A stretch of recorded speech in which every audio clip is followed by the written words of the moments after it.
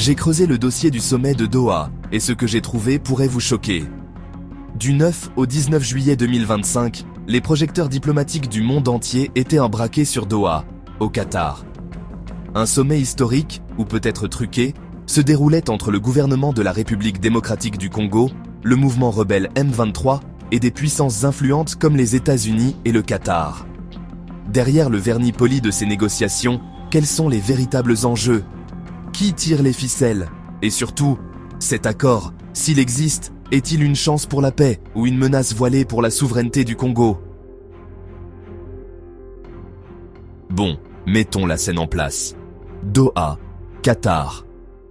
Juillet 2025.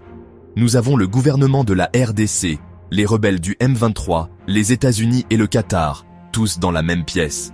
Ce n'est pas n'importe quelle réunion. C'est une poudrière d'intérêts divergents, d'agendas cachés et de décisions potentiellement révolutionnaires. La question est, pourquoi maintenant? Pourquoi le Qatar? Ce ne sont pas des choix faits au hasard. Chaque joueur dans ce jeu a quelque chose à gagner, ou à perdre. Et c'est ce qui rend ce sommet si fascinant, et si dangereux. Parlons du M23. Ce ne sont pas des rebelles ordinaires. Depuis 2022, ils sont revenus plus forts que jamais.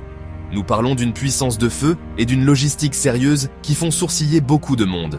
Les enquêtes pointent vers le Rwanda et indirectement d'autres acteurs régionaux. Ce n'est pas seulement une querelle locale. Cela fait partie d'une guerre géopolitique beaucoup plus vaste, liée au contrôle des ressources minérales et à l'influence dans la région des Grands Lacs. Nous avons le Rwanda à côté, qui soutiendrait le M23. Mais il ne s'agit pas seulement de ressources, il s'agit de savoir qui va diriger l'Afrique centrale. Maintenant, le Qatar.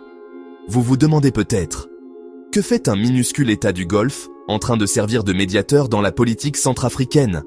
Le Qatar joue le long terme ici. Il se positionne comme des acteurs diplomatiques mondiaux depuis des années.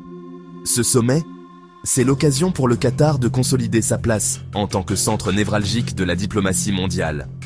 Mais n'oublions pas les États-Unis, ils ne sont pas là juste pour le café gratuit. Les États-Unis ont deux préoccupations principales, empêcher une autre guerre régionale à grande échelle et s'inquiéter de l'influence croissante de la Chine dans la région, surtout en ce qui concerne les mines de cobalt, de lithium et de coltan.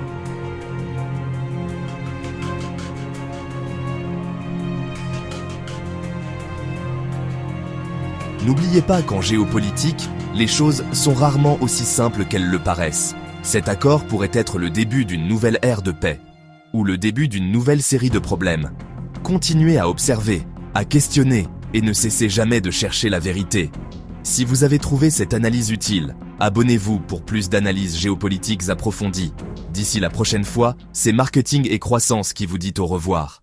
Tournons-nous vers le gouvernement de la RDC. Leur objectif semble simple, ramener la paix dans l'est du pays. Mais en négociant avec le M23, ils légitiment essentiellement un groupe rebelle accusé de crimes de guerre. C'est un pari énorme.